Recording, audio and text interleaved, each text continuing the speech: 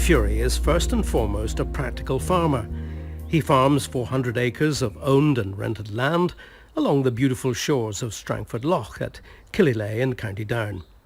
Apart from growing wheat, barley, protein peas and oilseed rape, Graham runs a small sheep flock and fattens cattle. His involvement in setting up a local livestock cooperative and lifelong service on UFU committees have made him politically aware of the major issues that must be tackled by farmers on a unified basis. The hills that we have to climb obviously are working with the rising input costs that we have in agriculture at present. Really the feed, fertiliser and fuel input costs are rising dramatically at the minute, and there is a worry out there as to where these are going to peak or plateau off.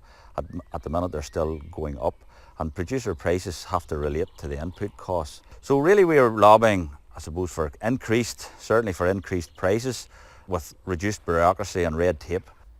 Animal health is one of the big issues facing farmers, and Graham is only too aware of the frustrations of finding solutions to diseases such as TB and brucellosis, but blue tongue currently tops the agenda.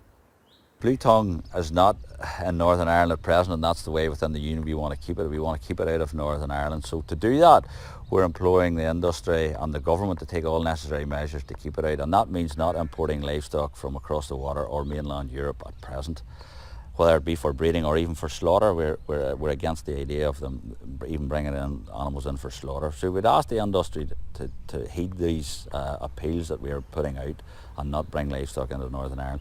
If the disease comes in via the midge, so be it. We can't do anything about that, but we can stop it coming in through imported animals. The union pressure helped remove the threat of a potentially costly local environmental protection agency, which has emphasised the importance of keeping on top of agricultural politics. You could easily get left behind if you don't travel across to Brussels and find out what's going on out there, and certainly we can input to there. We have the 4 unions within the UK have an office out in Brussels, and we would be out there on a regular basis to find out and keep going with and keep up to date with what's going on out there, with lots of consultations and directives coming from the EU. So we need to be in there and getting our point across.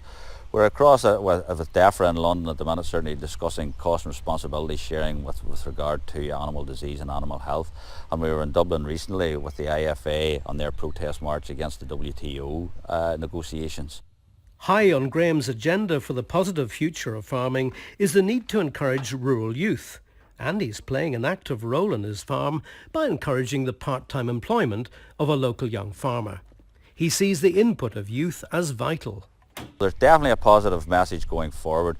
There's a future for agriculture. We've been encouraging young people to come into the industry, whether it's on the basic agricultural production or whether it be through food technology and food processing.